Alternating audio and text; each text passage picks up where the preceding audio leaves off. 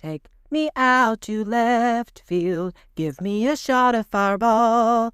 Give me some high fives from Mark Peña and a hug from Jeff Cross as we stand on top of the tables. Hearing the horns, that's a blast. For it's 1, 2, 3 shots from the cannon with the ladies of left field. Hey, y'all. It's game time with the ladies of left field. Jordan here with Kasey and Katie, as usual. Hi. Hey, y'all. And, got kind of a week between some less than stellar Texas football, but at least there's a win. And otherwise, the college football world's a little wild. We get to talk to college baseball again today, and probably the biggest marquee thing, the Fall Classic is set. Katie, you want to take us away? Yeah, it's set. Like Jordan said, it's the Los Angeles Dodgers against the Toronto Blue Jays. The best series was the Blue Jays against the Mariners that made it all a 7-game series, and it was super competitive. I mean, the Mariners, when at first kind of looked like they were really, leading it, and then Toronto came back and started to make it really competitive. And the Toronto Blue Jays won. So outfielder George Springer, which I heard is the only Blue Jay who's ever been in a World Series in the past, and he was the guy who just hit a dramatic 3-run home run in the 7th inning of Game 7 to really send those Blue Jays to their first World Series since 1993. And I'll say this Blue Jays pitchers came in and really dominated the Mariners. When I watched those last couple innings, and it was there in Toronto. The Blue Jays fans were fired up. That stadium looked amazing and looked super fun. And the pitching staff is really kind of settled down. I felt bad for that Mariner who was like the last guy to bat. I mean, he swung on something that was like way out of the zone. I was like, oh, Mark and I were talking. We were like, you can't stand there and lose it, watching. So you kind of have to be really, aggressive and competitive at the plate. But it also sucks to go down swinging at a ball that was like pretty significantly out of the strike zone, So it's hard. I mean, those pitchers were dealing. So you definitely have to be competitive. The last thing you want to do is stand there looking at a ball and not even swing. So whatever. We talked, I think before last time, it was like the Dodgers and the Brewers we thought was going to be a competitive series because the Brewers actually swept the Dodgers during the regular season. And then, the Dodgers just came out and swept the Brewers, pretty easily in their side. World Series is set. Starts on October 24th. It's going to be interesting because the Dodgers have a lot of rest now.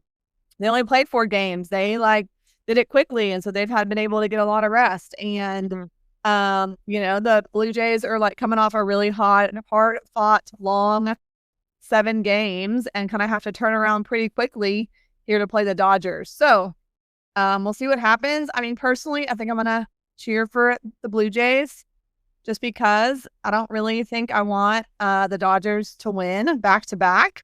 It would be the first team to win a back-to-back World Series since 2000. So, wow. Mix it up. I'm with you there.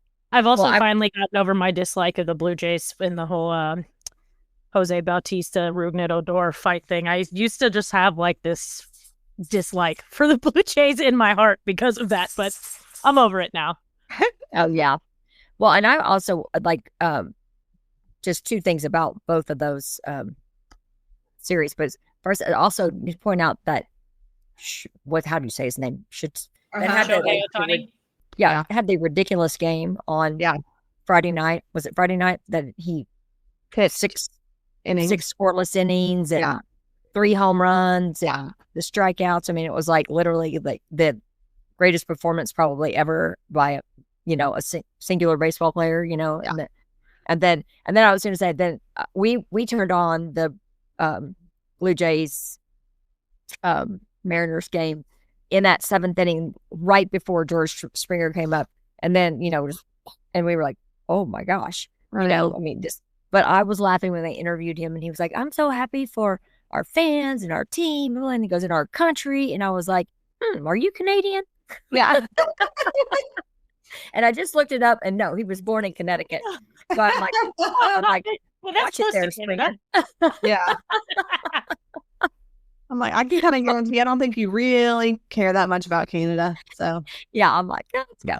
So, but well, playing off of continuing with baseball, but sort of it's a combination of college and pros. Tony Vitello, the head coach for the Tennessee Volunteers, is leaving to go to the San Francisco Giants. And this is the first time a major league team has hired a college coach who has no major league experience. So this is quite the experiment, as if you will. And Major League Baseball is one of the main sports that generally doesn't dip into the college ranks. So this is also going to be another interesting thing just to see how it goes. But Buster Posey is the GM or whoever's in charge of hiring in Major League Baseball teams and stuff. But he did the hiring, and he said he's intrigued at Vitello's personality and his philosophies. So time will tell to see how this goes. Because you know what I say to Tony from the college ranks? Bye. I know. I was like, yeah. But and then we have a friend source telling us that Frank Anderson, who's been Tennessee's pitching coach, has been with Vitello, I think, pretty much the whole time he's been there, may go as well. And on a personal note, I love Frank Anderson. He was a assistant coach at Texas for several years. But my last year of working in baseball, actually right before I moved over to football, we hired him in baseball. And I just remember that he came back from his first recruiting trip, and right when he walked in the door, I was like, "Oh, once you get settled, if you bring me your receipts, I'll take care of your expense report." And he looked at me funny, and he was like, "What?" He goes, "You'll do that for me?" And I was like, "Yeah, that's my job." And he goes, "I didn't have that at Texas Tech." And I was like, "Well, you're at Texas now." That's what I heard him say. And he goes, "Oh, okay." But I've haven't necessarily like kept up with him, but kind of via our buddy David Lowry. I've gotten to say hello, and I've always loved Frank. And he's very much a similar Spitfire as Tony Vitello. He just isn't on the camera as often, but he's very animated and what have you with his pictures to get them to get the best out of them. So that is my hot girl headline for this week.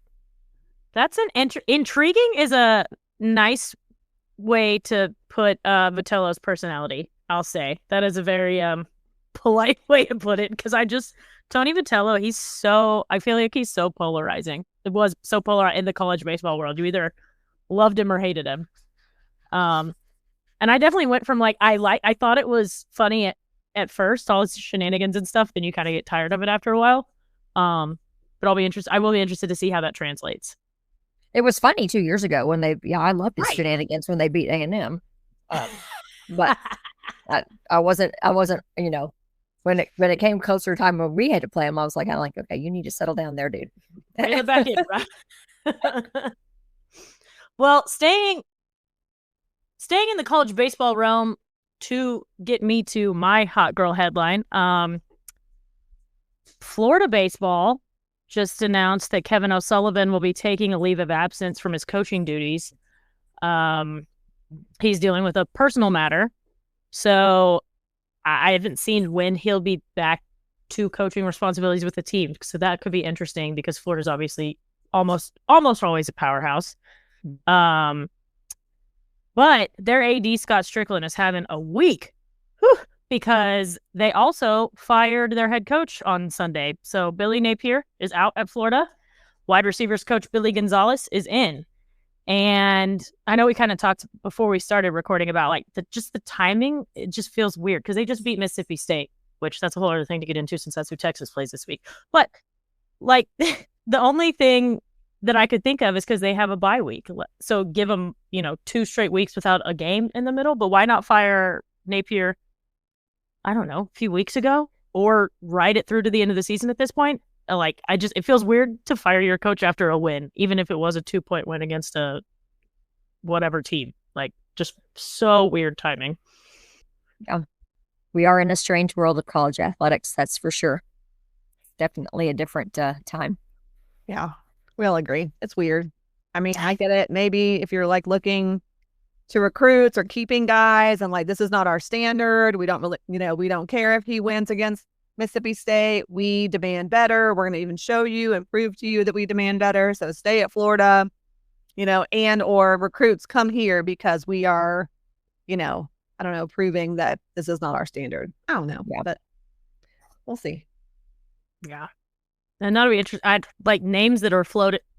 Excuse me. The only name I saw floated originally was like Lane Kiffin or something. And I still don't know if I see Lane leaving Oxford. No, I don't see set up there. So he's not leaving Ole Miss to go to. No. I mean, you're already in the SEC. Yeah, you're already at an SEC school. So, and you've already, I mean, things are going well for you where you are. So, yeah. I don't think Lane's, unless he's going to a bigger name school, a much bigger name school. Yeah. He's loving doing hot yoga with the sorority girls at Georgia or in Oxford, wherever he can find them. But I'm sure there's some in Florida. But I think Lane is living his best life right now in Oxford. Lane's thriving right now. Yeah. Yep. Mm-hmm. Well, speaking of beating Mississippi State, maybe we should go ahead and address what Texas did this week. It does or does not, in my case, does not give me a lot of confidence heading into that Mississippi State game after this week's performance against Kentucky. Y'all, at one point, I literally was like, Mark was like, it's okay. And I'm like, we can't score. We don't have a epic offense. Not okay. Horrible. I was like, I don't care. I was like, I don't think we can score points. That's exactly how I felt. We're going to win. I was so mad. I was the same way when we kicked the field goal, and I'm like, oh my God, they have a minute to go. Don't let them get down the field. Don't. And then I was like, oh God, and then when they were like the goal line stand, Michelle and other people around me, that I'm like, Michelle's like, why are they going for it? Why are they kicking the field goal? I'm like, because we can't score a touchdown. You don't understand.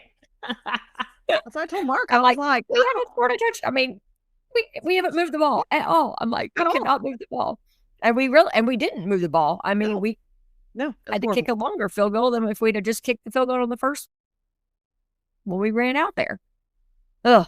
Talk about, yeah. That was about as ugly as it got. I mean, that's been in several years. And it gave, like, their crowd just got more and more energized because, you're just sitting there like letting them. Well, so here's the deal. I talked about this. I mean, we all know Arch missed two wide open, y'all, things. One to Weisner and one to, who else? Andrews, when the tight end was like, the tight end. I mean, there was nobody around him for 20 yards. So here's the deal. Because we could not complete a pass, then they're stacking the box, right? Yep. And then we already have a kind of a crappy offensive line. So then we can't run the ball. People are like, well, that was like because they weren't afraid of us passing anymore. They were not afraid of us completing a freaking pass. So then that screwed the run game. It's like if Arch would have completed those two passes, that would have backed them off a little, y'all. Yep. And like at least they would have thought he could complete a pass, but he could not complete a pass. I also noticed that I do feel like Arch was better when he was like bootlegging or like, you know what I mean? But then also because we couldn't complete a pass, the defense was like, that wasn't, it was like, it's like kind of like you fake a run, but they knew that wasn't going to work either. Anyways, it was just all messed up. Nothing was working. I do believe if he would have completed first that pass to Weisner, it would have been a completely different game. And we would have maybe had like the glimpse of that we could complete a pass. So I don't know. I was real mad. I was like, oh, but so I don't know. I'm like nervous about Mississippi State. I'm not going to lie. I'm like not thinking it's going to be a cakewalk. No, real nervous. Yeah, very. So, and like we had only had 8 first downs. Oh, break. Yeah. I mean, we probably had 5 first downs last week on that drive in the second half, the first drive. And I was also like after our game, I was like going, geez, it's like we took 1 step forward and then 2 steps back. Oh, like 8 steps back. Yes. Yeah. But it's just there's no confidence in anything now. Like at least coming to Oklahoma, everyone was like, "Oh, this is the corner. They have turned the corner, and now it's go time." And then that's what I thought too. Yeah. I will say, did y'all see the Michael Taff post game quote? No, what did he say? I guess a reporter asked, like essentially, why was Arch so bad tonight? And before, I don't know if Arch was out there and he just wasn't in the frame, but before anybody could say anything else, Michael Taff was like, I'm hearing a lot of negativity after a win, guys. Like, you know how hard it is to go out here and play in Kentucky at home at night? Go ask Georgia. So, like, I'd appreciate some more positivity. I was like, you know what? Good for you, Michael. He was like one of the first ones to running over to like, the band area, I mean, I'm sure there was like, like we all felt in the stands too, like this huge sense of relief. But, but then, Colin Simmons was again co-SEC. Oh yeah. Defensive or lineman of the week, so I was like, okay, well, I mean, Simmons was great. Muhammad was great. I mean, the defense was good. Again, was good. That is a nice thing, at least, like, if you're trying to find a silver lining, too, is, like, there was the Florida game that appears to be a fluke. So, at least when you go out and you're going to watch, you're not really worried about the defense. Because, I mean, I do feel like what happened in Florida was a fluke. I don't expect them to come out with that again this season. But, and then, you were talking about SEC awards. Didn't Shipley get the Shipley got special teams? Yeah. Yay. Yep. Okay. So, and then so there's that. With his that goes back to Niblet. That's also a deal, right? Y'all, we would have had nothing without little Niblet. Exactly. No. Was it here where we were talking about getting him more involved in the offense? Yes, and they did. Oh, the very end. Also, there was no point because there was no offense, so there was no point putting him in there. That was like almost positive, if I'm remembering correctly, and it's been a couple days. But Sark also said on Monday that they intend to get Niblet even more involved. So maybe Sark is listening to our podcast. So no, Sark, let me tell you more. Love it. Don't put Niblet at the end of the game when it's freaking over and we can't complete a pass. That is worthless. Put him in early in the game and do some freaky little sneaky thing and make it interesting and dynamic. And you've got to get Arch to complete a pass early in the game. That's all I'm going to say. I don't know how you do it, but man, that was awful. Yeah. It was tough. And I do think you got to roll him out and get him on the move. He does seem to be more comfortable and get in a rhythm when he's on the move. Point. I think that kind of settles him in. So there you go. All right. So, okay. Mississippi State. I can't talk. Mississippi State. At least it's in the afternoon, but it's still, they've got to be prepared for those cowbells. Oh yeah, true. So, well, I was gonna say, Katie, you got any? It's my favorite baseball place. I would say, remind us some recommendations of fans that are going. Well, if it was I don't know what to do because the baseball stadium was just awesome, and you eat your life away in there, and everybody feeds you delicious food the whole time. We went to there's a cute little square. There's a cute little downtown square, and we went to a cute little restaurant. I don't remember the name, but there's a cute little downtown square that I think you should go to and hang out. And then I just think you should find where the locals hang out and find them because you can get on Twitter and look up Lounge Dog if you want. Lounge Dog from Mississippi State, and he knows where the good food is at, and he's a very friendly to the Texas fans. I'm sure he'll take good care of you. Y'all went to that the place that had the St. Patrick's Day party, remember? Because they let PJ in. Oh yeah, Was Diane? Was that the place that Diane danced? Yes, that place was great. It was like connected to like a motel, not a hotel. Let's be real. That little Irish bar was connected to, I think, like the Red Roof Inn, y'all. I'm not kidding. And it was awesome. It was so fun. I forgot about that. We did go there for St. Patty's Day, and they did let PJ in, and we had a ball. and Diane Ballou can dance a jig. Now there's also a Kasey, what's the good sports bar that's like everywhere except for Austin that's like started in Louisiana? Walk-ons. There's a good little walk-ons as well across from wherever we stayed. Yeah. Yep. We had a blast in that little town of Starkville, Mississippi. Okay. Well, I don't want them to win, but I'm worried. Yeah. So there you go. And I didn't even watch the Florida Mississippi State game, so I don't even know like did Florida just somehow magically beat them? Like, did they put up I have no idea. I have no idea. I have no idea either. Yeah. Well, and also since you're talking about that, I didn't get to see any of the A&M Arkansas game because it was going on before when we were already on our way to the tailgate and all that kind of stuff. But just this morning, it was pretty funny to hear that the SEC fined A&M $50,000 for cheating. Oh, really? for having a player fake an injury. And I'm like, they have it on video, a coach giving the signal for a player to drop down so they can stop the clock. And I'm like, ooh. So they got to pay that. So we'll see how that goes in LSU because A&M goes to LSU this weekend. So that's going to be the marquee game at night. So that's going to be, I mean, hopefully the LSU people are fired up and riled up and all that good stuff. Yeah. I guess Denny's going to that, right, Barn? Denny going to LSU game with A&M? Is he? Yeah. Oh, nice. That'll be fun.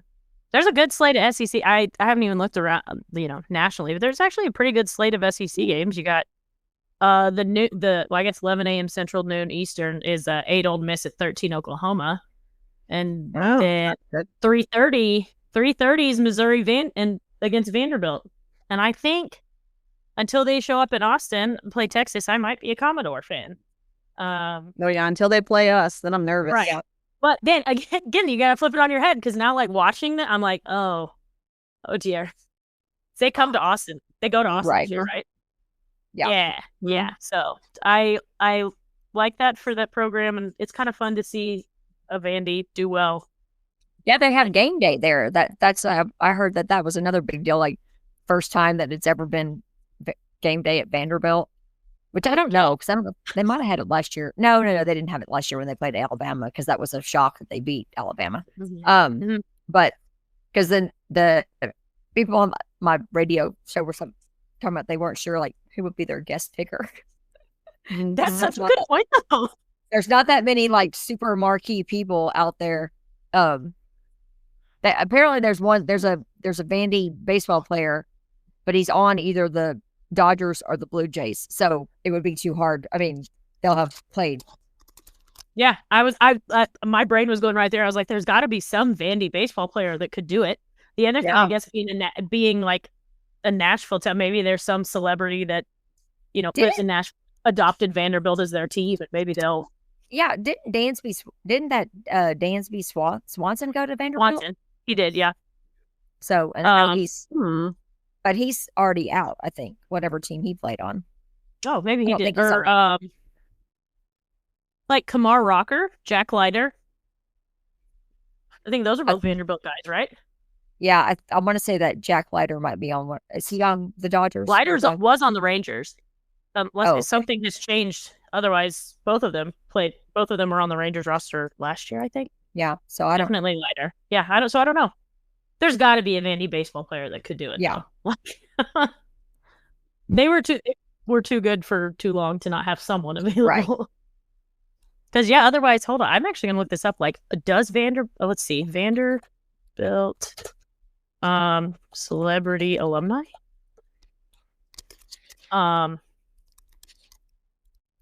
James Patterson, the offensive writer. Oh, interesting. David Price could do it. That's funny. I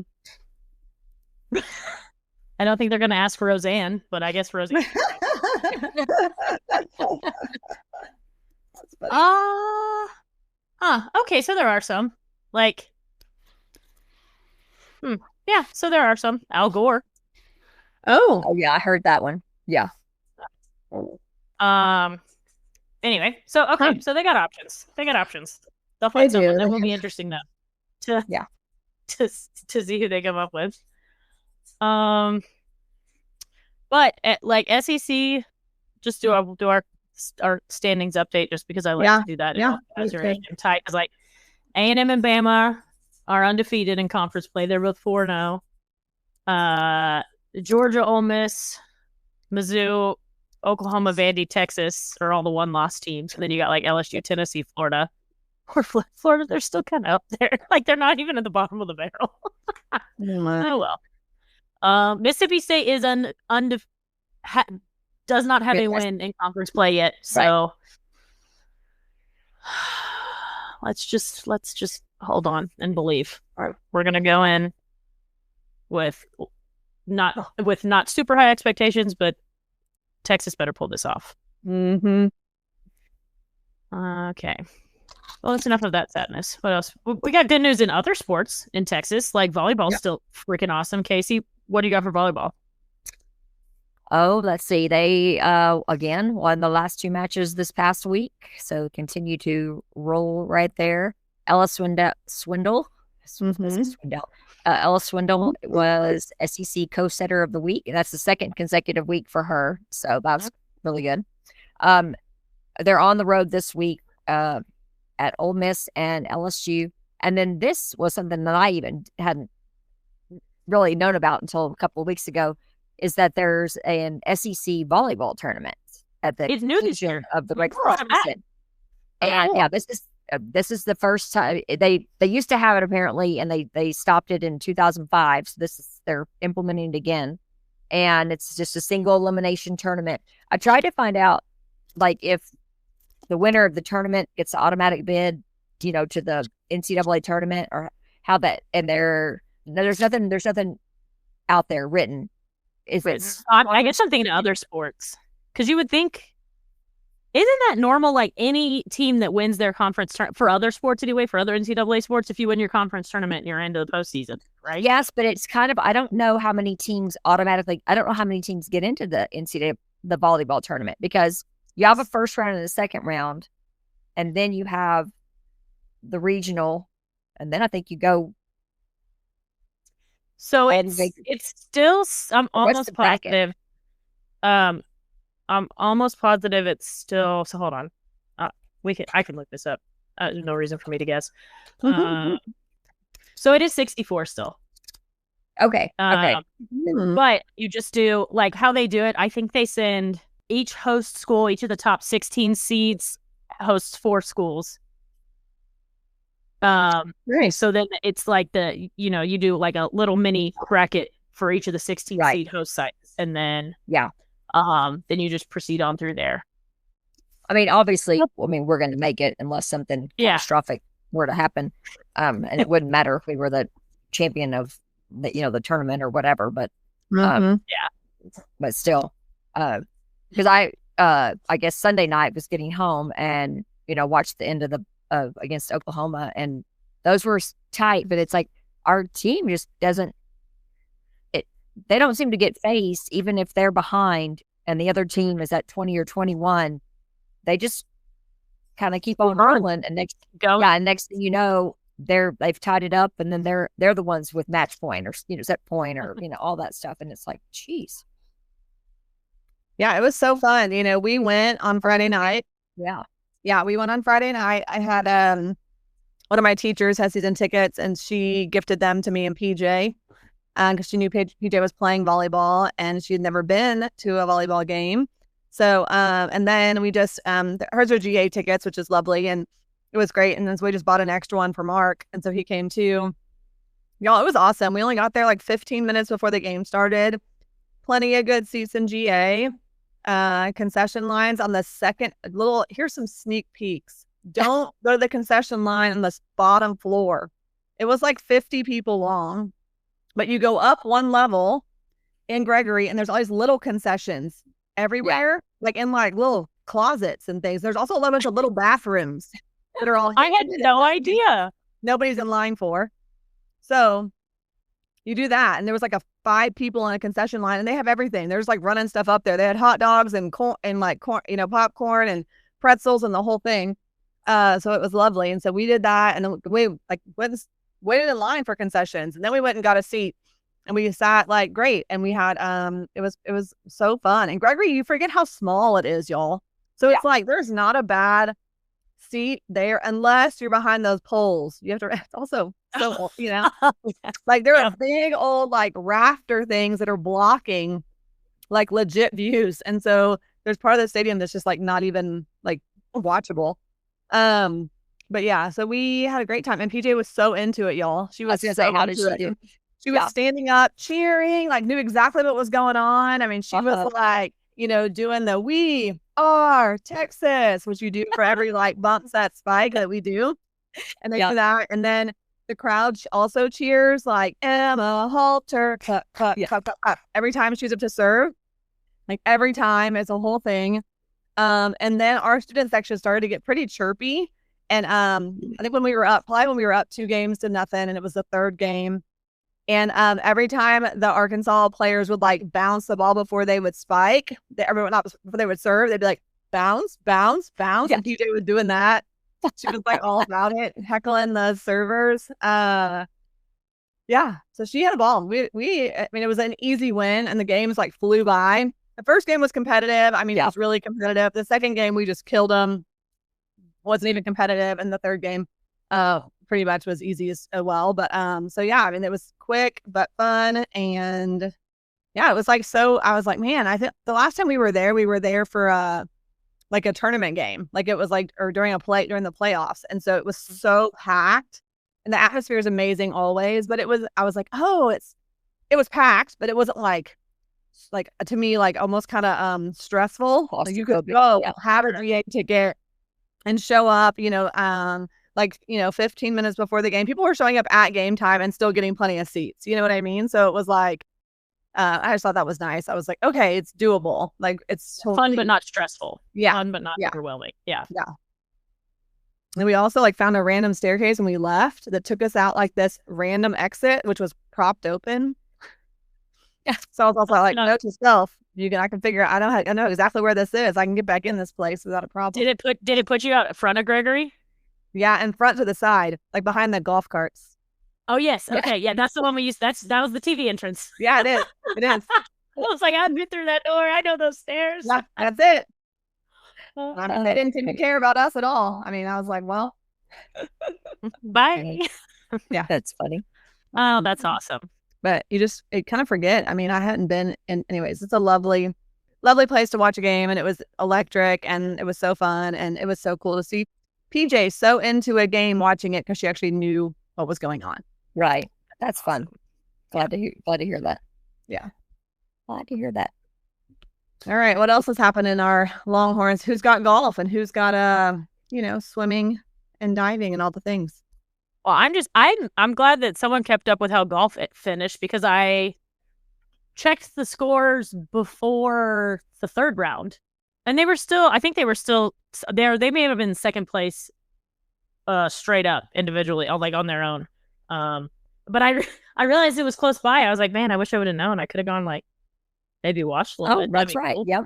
Mm-hmm. Yeah. But so they did finish tied for second. All right. Yep. Wrapped up the fall with 1 win, 2 second place finishes out of 5 tournaments. How does that compare to last year, Kasey? Do you remember? I don't. That's probably on par. I mean, because actually, I feel like it was the spring. On par. On par. didn't even mean to actually do that. But because last year was the spring when we really like turned it up and just started winning all those, having those finishes. So I think it's kind of the they're just kind of carrying over. Because I mean, they didn't lose anybody that plays in their top 5 from last year to this year. So they're a super solid team, and looking good. Women's golf still has another tournament to go, so I figured I'd wait until after they finally like wrap up their fall season and we can kind of summarize. But I think they're definitely doing well under the new coach. So, but yeah, that's our golf. And did they had an individual finish second? That's cool. Daniel Bennett. Yes. It looked.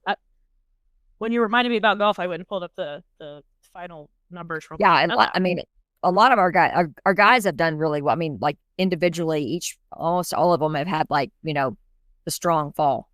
They've definitely had one good tournament. They kind of like spread it out. It's not like one guy is carrying the team, which is great because then yes, like right, because that really doesn't work for you down the long run, right? When you're doing team scores, yeah. So, okay, oh nice. Is there's some stuff going on this weekend in town? Yeah, there's like 3 different things that are like just if somebody's looking for something to do and they're free. Beach volleyball gets started. This is actually the only match they'll have in the fall. They're playing Tennessee, and that's at the UT intramural fields. Friday at 3, Saturday at 8 a.m. It's a little early, but I guess get your day going. Start at 8 a.m. and then just And men's and women's swim and dive teams are also have a meet against Tennessee, and that's at the Jamail Swim Center on Friday. And then soccer is going up against Ole Miss on Sunday at Myers at 2 p.m. And the swim stuff is at 5, I believe. It's the actual the not the prelims, but the finals. So y'all, sad soccer news. This is the last week of This is the last week of. Well, I guess maybe there's like 10 days left for regular season, but Texas was officially eliminated from the SEC soccer tournament. So postseason, that's pretty much, like I think that game against Ole Miss is going to be their last one this season. And also, unfortunately, or maybe it'll turn out to be a good game, but Texas and Ole Miss are the bottom 2 teams in the SEC. So, that's a big shift from last year. Like that's a big downfall. It's crazy. I think we talked about it at one point. I can't remember. It's not like a huge number of years, but the last time the tournament champion didn't make the tournament the next year. It's been, I want to say maybe at least like 4 or 5 years, I think is what it is. So, they're having a rough time. Yeah, over there at Mike and Myers. But well, we had. I mean, because did both those 2 girls that were so good last year are gone, right? Lexi and Trinity, they both left. So they both graduated. I mean, I think their eligibility was up. They both got drafted into the NWSL, so like they're off doing doing like, awesome things. Like right, just and your 2 most prolific, right?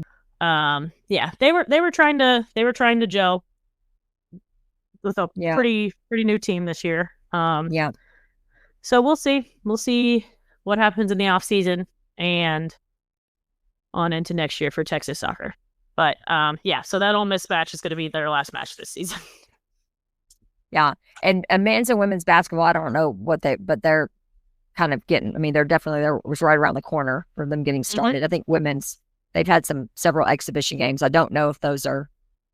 I haven't kept up completely on that just because it is, whatever. For me. Yeah, I think maybe it's only because I remember because I looked at it for last week's show, but I think maybe this is their first, like, true fans can go, going to be an I also got an email from Texas Sports. It was like, hey, show up for game day. It's an exhibition game against. Oh, yeah. Who is it? Lubbock Christian. So. Okay. If anyone wants to go get your first glimpse of the team. And I think I saw something where Madison Booker is like the preseason SEC player of the year, maybe, or maybe even just. Yes. It may not even be SEC. It may be straight up. She is definitely SEC, preseason SEC player of the year too, though. And something about maybe our women's team also came out today that they might have been, the coaches selected them as the preseason favorite. Let me look. Hold on. Let's see. No, the head coaches. Okay, so the head coaches selected Texas to win the SEC, and then South Carolina, LSU, Oklahoma, Tennessee rounded out. Yeah. Well, that's our around the horns. I was like, that's Sad way to end it, but that's fine. We're gonna hope for the best this weekend with our football team and see what happens. Maybe real quick, we should also just end on a positive note that our Cowboys looked pretty damn good. They did. Yes. Weekend. Yes. I was like looking. I was joking that I was like trying to look up Dak's fantasy numbers because he keeps killing it. As Mark told me he would to start that, and I was trying to freaking draft him, and I got put on auto draft because I didn't have any service, as we've talked about. But then my Bo Nix went off for like 1 million points, which I don't really need. Still don't know how that he actually got all those points, but I took them. The only reason why I won, I still won by like 5 points, y'all. It was ridiculous. But the rest of my team is so garbage that even with Bo Nix, that game was like ridiculous. Even watching Y'all want to know something funny too? I actually was at the Giants bar in Charlotte with my friends watching that because I had a soccer game on Sunday and I was leaving. The Giants bar was kind of close to the office. So I went and met up with some friends from work who are Giants fans, and man, watching them go through that adventure of how that game ended. It was like Giants would score, the bar is freaking out. They're playing I don't know if the Giants have a fight song or if it's just like a song about New York and everyone has adopted it. But they're playing it, everyone's screaming, lifting each other up, jumping, and then Denver would score and everyone would be sad. And the end of the game, it cleared out so quickly. It was literally like clock hit zeros and the place was empty. Well, I was laughing that Michael Strahan afterwards was just like, I mean, he was like physically devastated on the like set of like yeah. I mean, he was just like, that was something. Well, I didn't have school carnival, so I wasn't able to watch any of it, like any sports at all, really, on Sunday. And PJ had dance, and then we had our school carnival, but I was just like catching up on like people were texting me about Bo Nix, getting 1 million points, and when I saw like the highlights and I saw even like I was like, how did he get all those points? I still really am kind of confused, but that's fine. And then the game was up and down. It was crazy.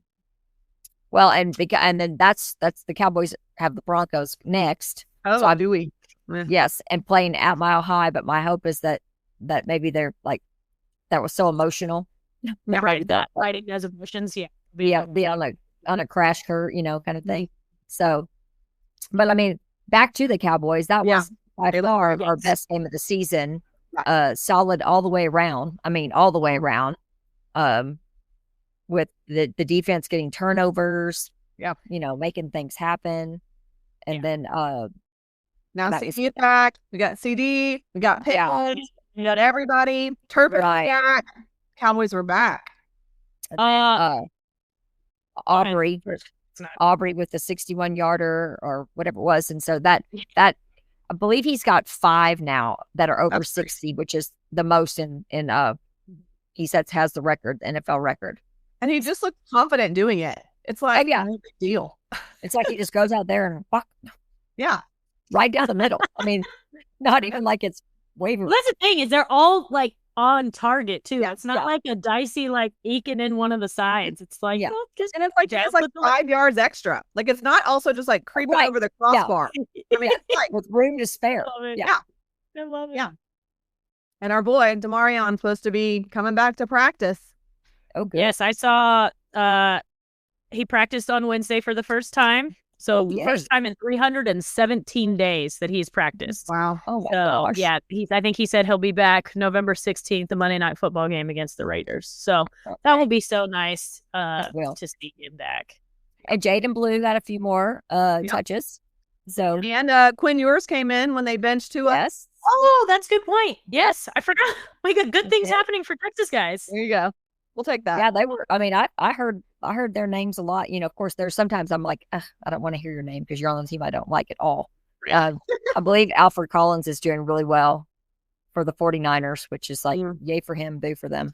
I'm not a Brandon Jones was it Brandon Jones played in that Denver New York game. And then he's the one that got hurt at the end, but then PJ Locke came. I think PJ Locke's the one that came in for him, and I was like, wait, I was going to say we have like 6 Longhorns on the Broncos. I mean, we have. Kasey's always like that's like the transplant of the Longhorn now is going to the Broncos. Yeah. Well, hey, man, you get to live in Denver. Like, I would not. Sounds Most like- Texans like to vacation in Colorado anyway. Makes sense. Yep. They do. Checks out. So that's and then just like real quick, like the NFC East. So with that win that we got, I mean, we're only one game behind the Eagles. I mean, they're 5-2. We're 3-1. Commanders are 3-4, and the Giants are 2-5. Go. 2-5. Let's go Cowboys. Yeah. So, And then- Cowboy. And then maybe before we wrap up, I was just going to point out that the NBA started this week. And I actually, Bart and I are into it. We feel like all three Texas teams have somebody that we, want to cheer for or like we're interested in. Obviously, there's KD on the Rockets. We're highly intrigued with Cooper Flagg to see what he does with the Mavericks. And then Wembanyama on the Spurs. Like to see them to see what happens if they can start to utilize him and have things turn. And so, well, I'm not gonna lie, I wanted the Rockets and I wanted KD to beat the freaking Thunder. I was watching the end of that game and I was like, "Let's go, Kevin Durant." I love him, but he's like bald and he looks like me, and I'm like, I'm like, look at this old man out here still playing hoops, and I was feeling it. I was like, oh, so good. We watched all of it. So we had on like the pregame thing, and it was like all the Thunder getting all their ring. I mean, they televised the Thunder getting their rings and dropping the banner and all the stuff. And but even before that, the cool thing, they did these little those, I guess, Jordan, whatever you would call it, when they interview the players and the little snippet things where they like an edited thing. Yeah, like they did it, Okay, yeah. And so they were asking all these players, what are your memories from the last time the NBA was on NBC? And they're like, really? I wasn't even born yet. I mean, they were all like, da, da, da. And then they finally go to Michael Jordan, and he goes, oh, well, let's talk, And so that was really cool. They had stuff from him. And then, of course, the song. I've seen lots of little things about the song coming back that John Tesh, when he came up with that little jingle or whatever in his head, and it became the famous, whatever thing. So, but we watched that whole game, and I swear that game was like, I was like, this is the longest basketball game in the history of the world. I mean, I think the game was supposed to start at 6:30, and I don't know if it really did, with all that stuff that went on beforehand. Yeah. But I mean, at the end of when it was like near the end of the second overtime, I mean, I looked at my phone and it was like 9:50. Yeah. And I was like, this game is like 3 hours or 3.5 hours. Well, I went 2 overtimes. But those are 5 minutes. Yeah.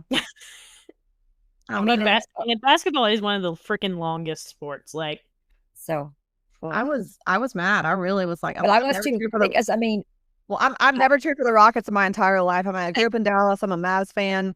I'm a Jordan fan, so I'm a Bulls fan. And I don't know if I literally like hate the Rockets. I don't know. Like, it's always a deal. And all of a sudden last night I was Dallas thing. I get it. Yeah. Oh yeah. I was like, why am I like really excitedly cheering for the Rockets? And I was like, oh, it's just Kevin Durant. It's just Kevin. Yeah. Yeah, there you go.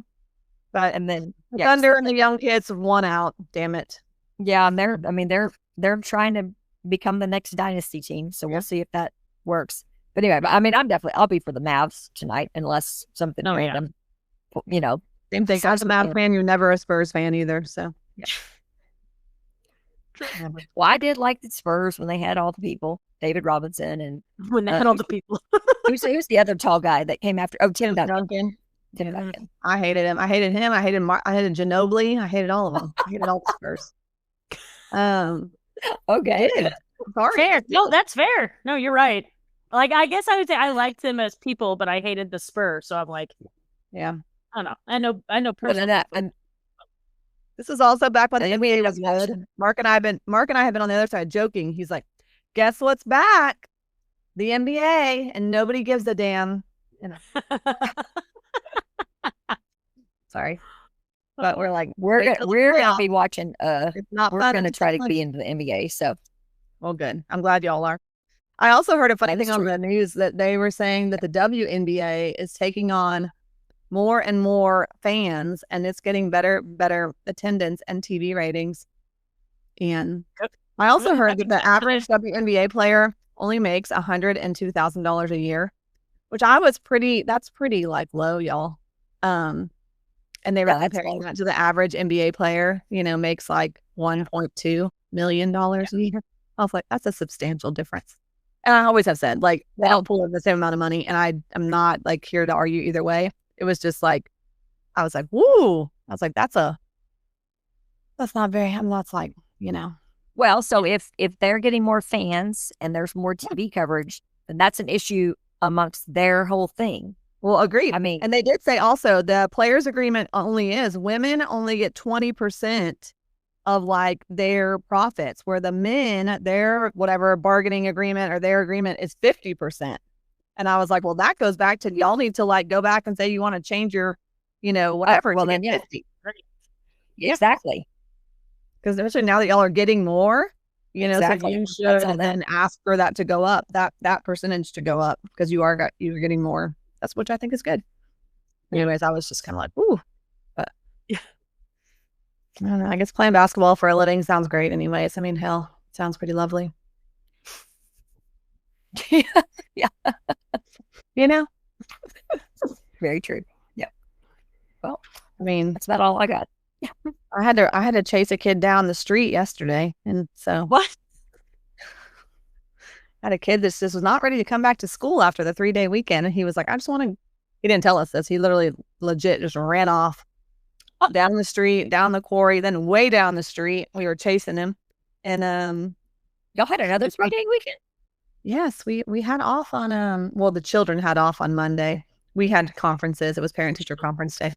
Okay. But and then he was like, later we were like, what is up? Like, what were you doing? He was like, I was running home. I didn't want to be here. He was like, I really wanted to go home and play with my hot glue gun. My hot glue gun. Hey, you know what? I appreciate the honesty. Literally loves crafting and like building things, and his parents just let him. And I was like, we have a hot glue gun here. I was like, if you were good and do what you're supposed to do, then you can play with that thing at the end of the day. He was like, really? Got him locked in. Y'all, it was crazy. He's a good kid usually. It was such a strange thing. We were like, I feel like I jinxed myself. I literally was just telling somebody like, oh, my kids are doing so good. Gives us so much freedom. All of our nervous systems are so regulated, and then boom, gone. I was like, psych. Yeah, someone heard you say that. I know, exactly. Can't speak like that. No, but it was fine. It was just kind of woke us up a little bit. Entertaining. Yep. Keep you on your toes. That's right. Got some extra steps in. Yep. Well, we'll wrap it up that way, Kasey. You can go get prepared for Mavs Spurs. Yeah. All right. Well, hopefully we have something better, a win, and better things to talk about next week about our football team. Yes. Okay. 6 touchdowns. Oh, well. Yeah. Send it. Speak it into the universe, Jordan. Good. Yes. That's the manifesting. Yes. Okay. I like it. Sounds lovely. All right. Y'all have a good week. See y'all in left field. Y'all in left field.